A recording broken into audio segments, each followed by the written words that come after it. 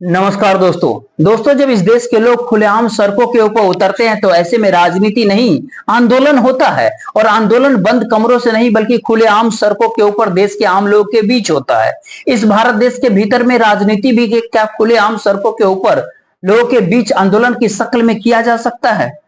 मौजूदा समय की परिस्थितियां इस भारत देश को परेशान कर रही होगी, डरा रही होगी, क्योंकि इस भारत देश के भीतर में बीते 10 साल की राजनीतिक सत्ता जो प्रधानमंत्री नरेंद्र मोदी की रही है, उसके भीतर लगातार यह भारत देश अलग अलग पॉलिटिकल पार्टियों के जरिए लगातार ढूंढता रहा, जिस आंदोलन के जरिए भारतीय राजनीति के भीतर कोई नया बदलाव आ सके।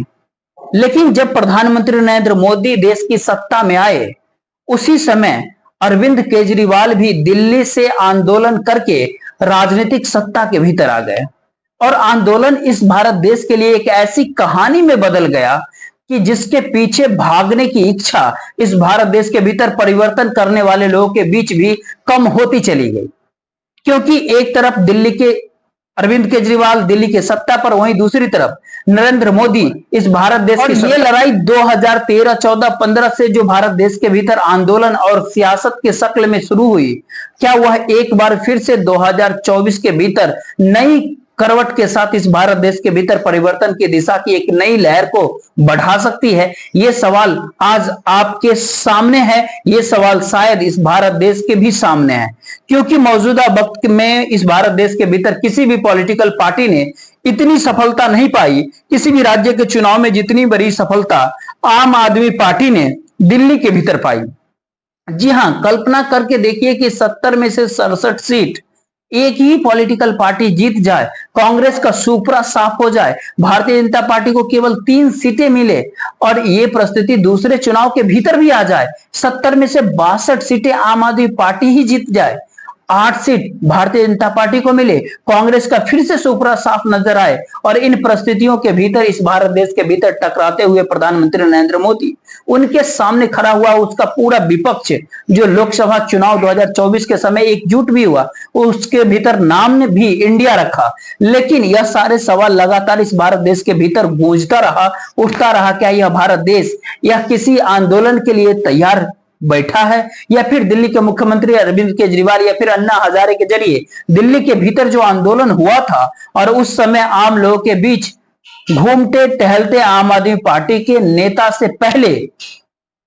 जो इंडिया अगेंस्ट करप्शन के मार्फत चल रहे थे, वही राजनीति सत्ता तक उनको पहुंचा देगी। और ये सारे सवाल वर्तमान समय में इसलिए मौजूदा समय में बहुत बड़ा हो चला है क्योंकि उसी मुख्यमंत्री को हर किसी ने छोटी गाड़ी से एक बड़ी गाड़ी और गाड़ियों के काफिले के साथ गुजरते हुए भी देखा। छोटे से घर से निकल करके दिल्ली के मुख्यमंत्री के निवास को शीश महल में बदलते हुए भी देखा है। इसी दौर में आरोपों की फहरिस्त कमोबेश हर डिपार्टमेंट के साथ जुड़ती चली गई अरविंद केजरीवाल के साथ, और नौकरशाहों के साथ मारपीट हो, तबादले हो, ट्रांसफर्स हो और नौकरशाही ब्यूरोक्रेट्स और दिल्ली के विधायक एमएलए के बीच टकराना हो। परिस्थितियां इतनी विकट क्या हो जाएगी इन बीते 10 सालों के भीतर, जहां पर ये सारे सवाल उठने लगा कि दरअसल अब केंद्र की सत्ता चाहती नहीं है कि दिल्ली के भीतर अरविंद केजरीवाल की सत्ता बनी रहे। शायद इसीलिए आरोपों के लिस्ट में सत्येंद्र जैन जेल पहुंचे, इसी आरोपों के लिस्ट में मनीष सिसोदिया जेल गए, इसी आरोपों की लिस्ट में संजय सिंह जेल गए और इन्हीं आरोपों के लिस्ट में और इन्हीं के चलते दिल्ली के मुख्यमंत्री अरविंद केजरीवाल को भी जेल जाना पड़ा। यानी एक एक करके सभी जेल से निकले। सत्येंद्र जैन अभी भी जेल के अंदर है, लेकिन आरोपों की लिस्ट में सीबीआई और ईडी इस भारत देश के भीतर सबसे बड़े खलनायक के तौर पर वर्तमान दौर में उभर करके सामने आ गई। सवाल दिल्ली का नहीं है, सवाल पहली बार सवाल केंद्र की सवाल यानी केंद्र की सत्ता यानी नरेंद्र मोदी सत्ता आकर खड़ी हो गई, जिसके सामने देश के समूचा विपक्ष हाथ में हाथ मिलाकर खड़ा है। और ये सारे सवाल इस देश के भीतर लगातार बड़ा होते चला गया कि दरअसल जिस पॉलिटिकल पार्टी को और जिस राजनीति को नरेंद्र मोदी साधते हैं, जिस राजनीति को अमल में लाने का प्रयास अमित शाह करते हैं, क्या उनसे राजनीतिक तौर पे दो हाथ किया जा सकता है, या फिर अतीत के आंदोलनों को दोहराने की जरूरत आ पड़ी है? उन समय के याद करके देखिएगा तो हो सकता है आपको दिल्ली के जंतर मंतर याद होगा, हो सकता है दिल्ली का रामलीला मैदान होगा, हो सकता है कि आपको दिल्ली से सटा हुआ एनसीआर का इलाका और वहां पर कौशाम्बी के भीतर एक छोटा सा घर, वह भी आपको ध्यान होगा।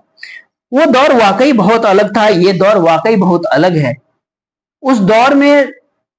दौर को मौजूदा समय में कैसे लाया जाए? क्या इन 10-12 सालों के भीतर केवल एक ही चेहरा आम आदमी पार्टी का रहा और उस पार्टी का मतलब अरविंद केजरीवाल है दिल्ली के भीतर, और अरविंद केजरीवाल के चेहरे को अगर आप गायब कर दीजिए तो आम आदमी पार्टी कहीं भी नहीं है। इसके बावजूद भी उस चेहरे के आसपास विधायक छिटके फुटके नहीं है, उस चेहरे के आसपास उनका अपना कैडर छिटका नहीं है, कार्यकर्ता जुटे रहे, और होते होते परिस्थितियां ऐसी आ पड़ी कि चंडीगढ़ के भीतर चुनाव जब हुआ पार्षदों का और उसके बाद वहां पर और चुना गया, वहां पर एक आम आदमी पार्टी ने दखल दे दिया।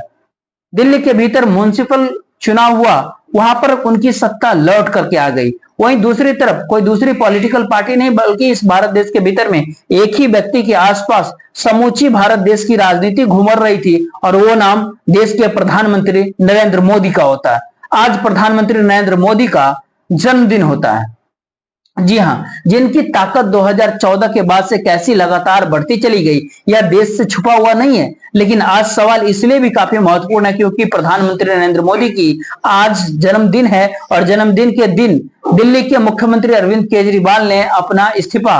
एलजी को सौंप करके एक ऐसा गिफ्ट दे दिया नरेंद्र मोदी को, जो गिफ्ट गले की फांस कहे भारतीय जनता पार्टी के लिए, या फिर कहे नरेंद्र मोदी और अमित शाह के लिए बन गया, या फिर गले की फांस एलजी के लिए बन गया। क्योंकि एक तरफ भारतीय जनता पार्टी हो या आरएसएस हो, चेहरा एक ही है नरेंद्र मोदी का। वहीं दूसरी ओर दिल्ली और आम आदमी पार्टी के जब भी कोई जिक्र होगा तो चेहरा एक ही होता है, अरविंद केजरीवाल। और अरविंद केजरीवाल एक चेहरे के तौर पर दिल्ली के भीतर सियासत पहचान पाए हुए अपनी पॉलिटिकल पार्टियों के साथ क्षेत्रीय होते होते राष्ट्रीय पार्टी में तब्दील हो गए, अलग अलग जगहों के भीतर राजनीतिक दखल देते हुए नजर आए। और जब उन्होंने ही पद छोड़ दिया तो ऐसे में एलजी की भूमिका दिल्ली के भीतर क्या होगा? एलजी अभी तक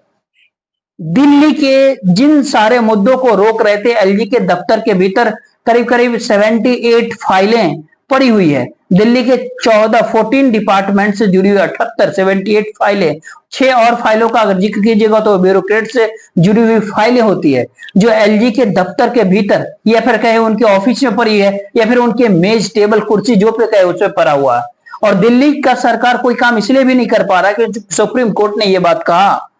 कि जनता ने आम आदमी पार्टी को चुना, अरविंद केजरीवाल को चुना, तो ताकत तो उन्हीं के पास रहनी चाहिए।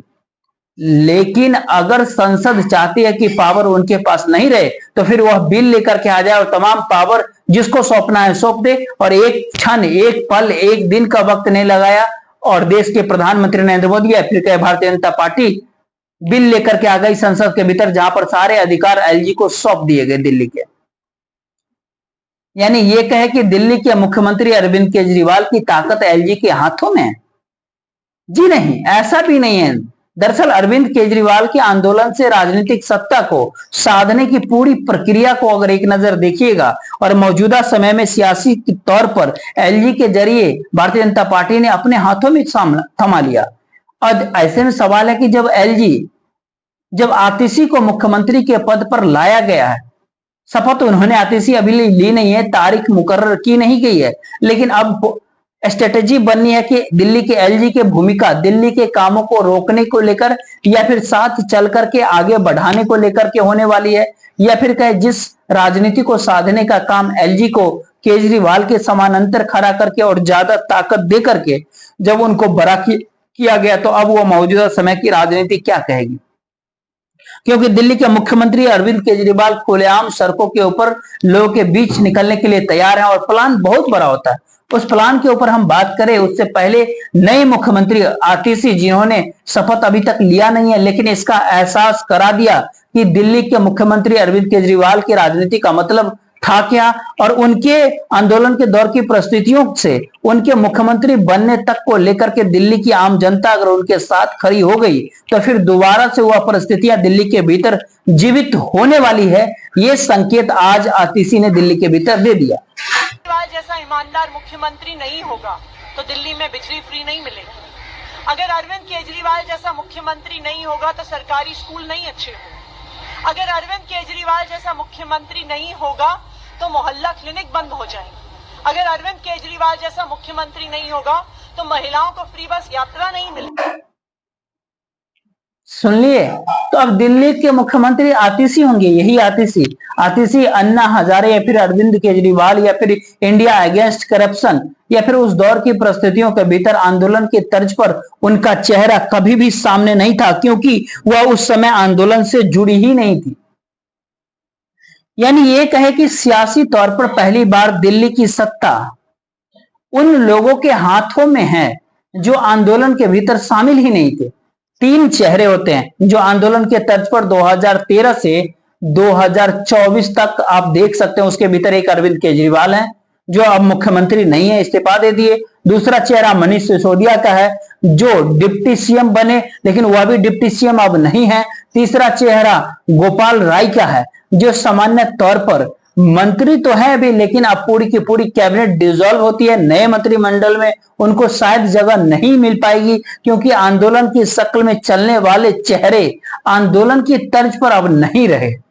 कुछ विधायक जरूर हैं जैसे दिलीप पांडे होते हैं, लेकिन सवाल होता है कि दिल्ली के मंत्रियों की पहचान जो सियासी तौर पर हो, और अब ऐसे में दिल्ली में एक ऐसे नई राजनीति की शुरुआत करने की दिशा में जो दिल्ली के मुख्यमंत्री पूर्व मुख्यमंत्री अरविंद केजरीवाल बढ़ना चाहते हैं, उन दोनों के बीच एक लंबी रेखा दिखाई देनी चाहिए। यह बहुत साफ तौर पर प्लानिंग की गई है। यह एक ऐसी योजना होती है जिसके भीतर आपको एक पल के लिए 2013, 14, 15 उस समय के आंदोलन के समय आपको सारी बातें याद आने लगेंगी, और सियासी तौर पर मौजूदा समय की दिल्ली सरकार को रोकने की जो भी प्लान अपने तौर पर चाहे एलजी के जरिए बनाया गया हो, चाहे सीबीआई और ईडी के या फिर आईटी के नोटिस के जरिए बनाया गया हो, और इतना ही भर नहीं, इसी समय में किसी कैसी घेराबंदी, क्योंकि विभव कुमार जो यानी बहुत सारे सवाल मौजूदा वक्त में, जो कि अलग अलग सवाल ये होते है कि दिल्ली के भीतर मौजूदा समय में दिल्ली के पूर्व मुख्यमंत्री अरविंद केजरीवाल की सत्ता नहीं है, लेकिन मौजूदा समय में अरविंद केजरीवाल के आंदोलन और उनके कार्यों के जरिए निकली हुई दिल्ली के भीतर आम आदमी पार्टी की सरकार। केवल समय 3 महीने का, जनवरी के भीतर चुनाव का नोटिफिकेशन होगा, जो 26 जनवरी के आसपास नोटिफिकेशन जारी कर दिया जाएगा। इलेक्शन कमीशन हालांकि सक्रिय एक्टिव है, सियासी तौर पर सरकार सक्रिय है, राजनीतिक तौर पर इस बात को परखने के लिए कि आंदोलन दोबारा खड़ा हो या फिर दोबारा आंदोलन की शक्ल में राजनीति दोबारा देश के भीतर खड़ा हो जाए, खुले आसमान तले खुले सड़कों पे, उससे पहले चुनाव की दिशा में जाया जाए या फिर चुनाव की दिशा में नहीं जाया जाए, और इलेक्शन कमीशन को भी उस दिशा में जाना है या फिर पूरी की पूरी राजनीतिक जमीन को कैसे भापना है। तो खैर ये मौजूदा समय में मोदी सरकार को इस चीज को देखना है। यानी ये कहे कि सियासत के भीतर, राजनीतिक परिस्थितियों के भीतर एक ही झटके में दिल्ली के पूर्व मुख्यमंत्री अरविंद केजरीवाल ने भारतीय जनता पार्टी के सामने लाकर रख दिया। उनके पास न कोई चेहरा है, न नेताओं का कोई कैडर है, एमसीडी भी गवा चुके हैं। निशाने पर अरविंद केजरीवाल, जिनके पास अब दिल्ली की सत्ता है, दिल्ली के कार्यों को लेकर क्या होगा, क्योंकि 14 मंत्रालय तो पहले से आतिशी संभाल ही रही थी जब सबको जेल में डाल दिया गया था। यानी ऐसी विकट परिस्थिति है जहां पर आप ये बात कह सकते हैं कि दिल्ली के एलजी के मौजूदगी दिल्ली के भीतर अरविंद केजरीवाल की जिस राजनीति को रोकने के लिए स्थापित किया गया, अब उस एलजी की राजनीति पहल नहीं बल्कि ये कहे उनकी अपनी गवर्नेंस के तौर तरीकों के उनके दरवाजे पे तो ताला लग गया। अब उसको किसे साधेंगे, कैसे साधेंगे, क्यों साधेंगे। आतिशी आई, पिछली बार चुनाव के भीतर कालका जी से जीती, इस बार मुख्यमंत्री बन गई। यहां से नहीं बल्कि ये कह कि यहाँ स्टीफन से भी पढ़ी, ऑक्सफोर्ड से भी पढ़ी, जहां से वो मास्टर्स की एजुकेटेड होती है। उनके साथ आप धर्म और जाति की राजनीति जोड़ ही नहीं सकते हैं, जिसके आश्रय आप कहे कि उसको जोड़ने के प्रयास किया गया, ऐसा कुछ भी नहीं था। तो एक ऐसी परिस्थिति पहली बार दिल्ली के आसपास की उस राजनीति को घेर रही है या फिर कटघरे में खड़ा कर रही है, जहां पर इससे पहले अलग अलग तरीके से केजरीवाल को घेरने की प्रयास जरूर किए गए, लेकिन पहली बार या फिर खुद प्रधानमंत्री नरेंद्र मोदी की राजनीति इस दायरे में आकर फंस गई। ये सारे सवाल 2-3 शब्दों में, सबसे बड़ी बात होती है कि पहला सवाल, इस भारत देश के भीतर दिल्ली का स्कूल, दिल्ली का अस्पताल, दिल्ली के भीतर फ्री बस सर्विसेज, दिल्ली में बुजुर्गों का ध्यान, दिल्ली में झोपड़पट्टी वालों के लिए राहत का व्यवस्था, दिल्ली के भीतर मिडिल क्लास का अरविंद केजरीवाल का दूर का रिश्ता बनाना, दूर हो जाना, और इन तमाम बातों के बीच भारतीय जनता पार्टी की अनूठी राजनीति के भीतर, केंद्र के भीतर बीते 10 साल से आम आदमी पार्टी नहीं बल्कि अरविंद केजरीवाल ही रहे। अरविंद केजरीवाल के नाम जब भी कभी भारतीय जनता पार्टी नहीं लिया, वो समझा ही नहीं कि निशाना किस पर साधा जा रहा है। यानी नाम ये उस राजनीति के केंद्र में आकर खड़ा उस तरीके से हो गया जैसे इस भारत देश की राजनीति के बीच देश के प्रधानमंत्री नरेंद्र मोदी खुद आकर के खड़े हैं। और जिन सारे मुद्दों के आश्रय वर्तमान समय में राजनीति साधने का जिक्र इससे पहले लगातार होता रहा, क्या दोबारा उस राजनीति को साधने के लिए अब एक आंदोलन एक नए तर्ज पे आंदोलन की शक्ल में दिल्ली के पूर्व मुख्यमंत्री अरविंद केजरीवाल निकलेंगे? फिलहाल कुछ तस्वीर आप देखिए, आपके दिमाग में बहुत सारी बातें साफ हो जाएगी।